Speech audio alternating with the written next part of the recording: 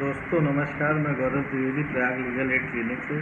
आज हम लोग बात करेंगे क्राइम अगेंस्ट वुमेन पे। क्राइम अगेंस्ट वुमेन, अगर मानिए कि आप एक वुमेन हैं ना, और आप क्या है कि आप शादीशुदा नहीं हैं, आप कहीं जॉब कर रहे हैं, और आप के वहाँ जॉब करने से क्या होता है, जब भी कोई लड़की या औरत कहीं जॉब करने के लिए बाहर निकलती है तो उसको एक सबसे बड़ा सामना क्या करना पड़ता है, ईव टीजिंग का। ईव टीजिंग मतलब छेड़छाड़ ना। रास्ते चलने के बाद फिर ऑफिस आई तो ऑफिस में भी कुछ लोग हाथ लगाए बैठे रहते हैं ना। तो अब क्या हो गया कि ये सब सारी समस्या तो आ ही रही है, जो कि करंट समय में सब सारी औरतों और सारी लड़कियों के सामने आ रही है। तो उसका एक सबसे बड़ा ये हुआ है कि एक केस हुआ था 1997 में, Vishakha versus state of Rajasthan, जिसमें कि सुप्रीम कोर्ट ने एक गाइडलाइन इशू की थी कि जहाँ भी वुमेन एम्प्लॉय अगर हैं और वो काम कर रही हैं तो उनके सेफ्टी का बहुत ही खासा ध्यान रखा जाएगा। उनकी सेफ्टी का इस तरीके से ध्यान रखा जाएगा कि वहाँ पे एक इंटरनल कमेटी बनाई जाएगी। इंटरनल कमेटी जो बनाई जाएगी वो इस चीज़ को ध्यान रखेगी कि किसी भी औरत को या लड़की को जो वहाँ काम कर रही है, अगर उसको कोई भी दिक्कत आती है तो वो चुपचाप जाके अपनी शिकायत वहाँ दर्ज करा दे, और वो कमेटी अपनी रिपोर्ट उस चीज़ को इंक्वायरी करेगी कि उसमें कितनी सत्यता है या क्या झूठ है। क्योंकि मैं ये नहीं कह रहा हूँ कि सब कुछ सच ही होता है, तो हर एक चीज़ के लिए इंक्वायरी और इन्वेस्टिगेशन ज़रूरी होती है। इंक्वायरी और इन्वेस्टिगेशन एक ऐसा ऑब्जेक्ट है जिसको अप्लाई करके हम लोग ट्रुथ निकाल सकते हैं। इन्वेस्टिगेशन होगा तभी तो मालूम चलेगा कि आप जो कह रहे हैं सही है कि गलत है ना।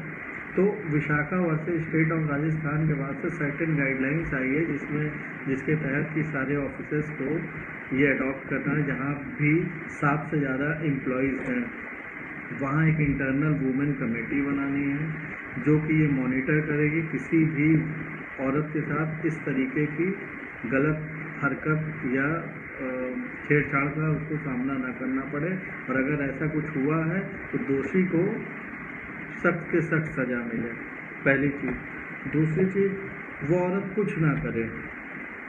1092 नंबर नोट कर लीजिए आप लोग। 1092 पे कॉल करिए। कहीं किसी थाने में जाने की ज़रूरत कुछ नहीं, अपने घर से फ़ोन करिए। ये वुमेन हेल्पलाइन नंबर है। इस पे आप अपने ऊपर हुए अत्याचारों की आप बीती डायरेक्ट वुमेन हेल्पलाइन नंबर पर पुलिस से साझा कर सकती हैं, जो कि गुप्त रखा जाता है, और गुप्त रखने के साथ साथ इस पर तत्काल कार्रवाई होती है। ठीक है, पहला ये हो गया। दूसरा, अब जब किसी लड़की की शादी होती है तो शादी होने के बाद आज का ज़माना तो अलग है। आज का ज़माना तो एक दूसरे तरफ चला गया है ना। दूसरे तरफ मैं इसलिए बोल रहा हूँ कि किसी को भी सब्र नहीं रहा है, वो चाहे औरत हो चाहे आदमी हो ना। पर अब आदमियों को ये भूलना पड़ेगा कि ये पुरुष प्रधान सोसाइटी नहीं है, और वो गलत भी था।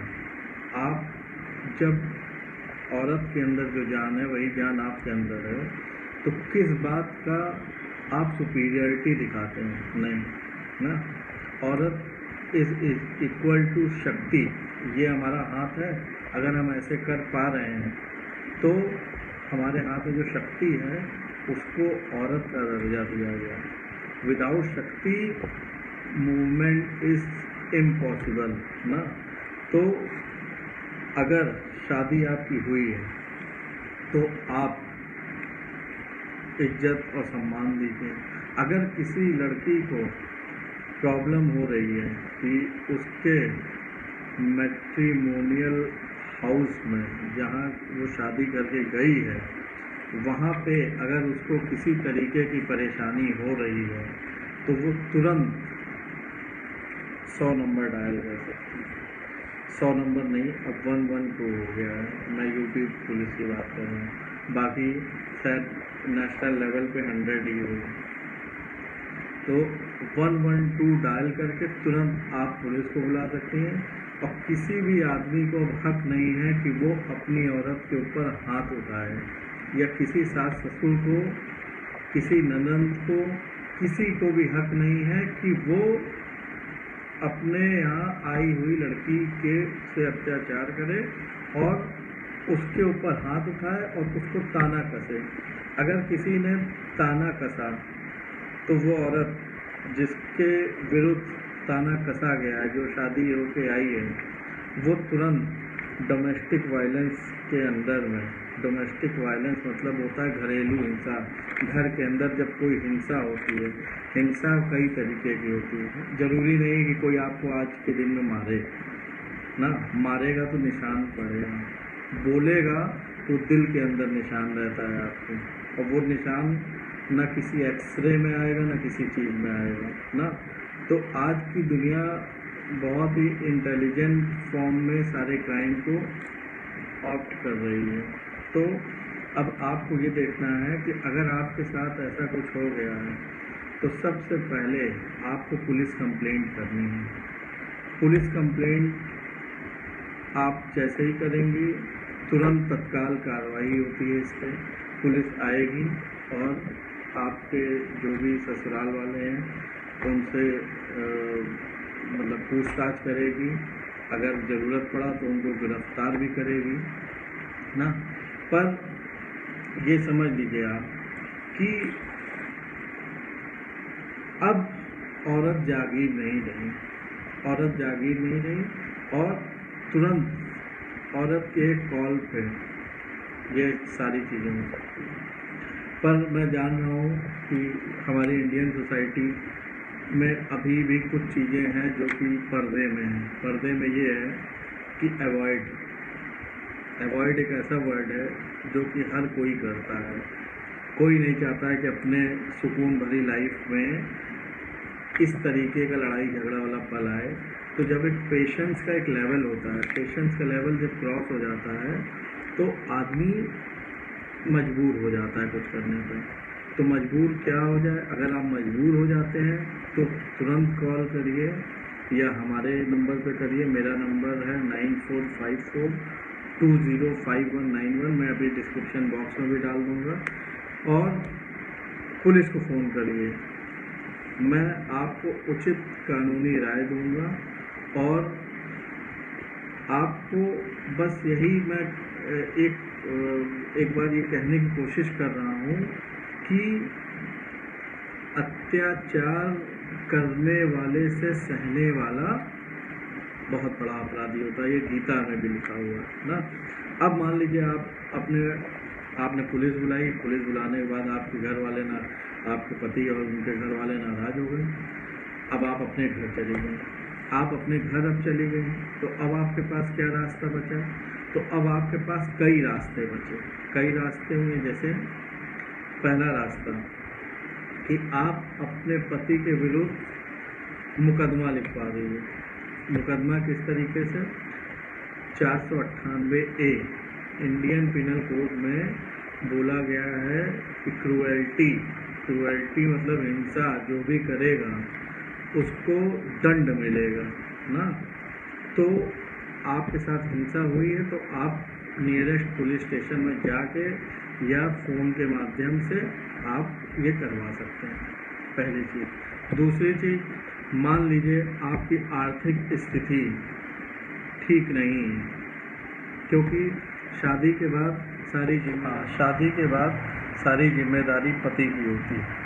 तो आप अपने जब घर में हैं या कहीं और विवाद की वजह से कहीं और शिफ्ट हो गए हैं, तो आप आर्थिक सहायता हेतु अपने पति के ऊपर मुकदमा कर सकते हैं। धारा 125, जो कि आपको लोअर कोर्ट में जाना होगा। लोअर कोर्ट में मतलब कचहरी में जाकर किसी वकील के माध्यम से आपको धारा 125 क्रिमिनल प्रोसीजर कोड के तहत अपने पति से गुजारा भत्ता हेतु आप आग्रह कर सकते हैं। अगर आपका बच्चा है तो उस बच्चे के लिए अलग से आग्रह कर सकते हैं और अपने लिए अलग से कर सकते हैं। इस पर कोर्ट काफ़ी सख्त है और वो सारी चीज़ें आपको देगी। बस ध्यान रहे कि झूठ मत बोलिए। झूठ मतलब जो भी आप कानूनी रूप से बोलिए उसका पुख्ता सबूत आपके पास होना चाहिए और किसी भी तरीके से आपके पति की तरफ से कोई ऐसा सबूत न पेश वो कर सके कि आपकी सारी बातें झूठ निकलें। अगर ऐसा हुआ तो आपके विरुद्ध भी झूठा मुकदमा, झूठा एफिडेविट देने का प्रक्रिया कोर्ट चला सकती है। ठीक है। तीसरी चीज़, आप अगर नहीं रहना चाहते हैं, एकदम से आपने सोच लिया है, तो सीधे से आप डाइवोर्स दे दीजिए। डाइवोर्स अपने से तो देने से होता नहीं है। तो जब आप हिंदू मैरिज एक्ट में डाइवोर्स जो है सेक्शन 13B बात करता है डाइवोर्स का, तो आप जो है अपने पति को अगर वो सारा गुजारा भत्ता और ये सब सारी चीज़ें नहीं दे रहा है तो आप सीधे से कोर्ट में आग्रह कर सकते हैं कि मुझे छुटकारा मिले, मैं इस आदमी के साथ अब नहीं रहना चाहती। तो इससे क्या होगा कि आपने एक डाइवोर्स का भी रास्ता देख लिया।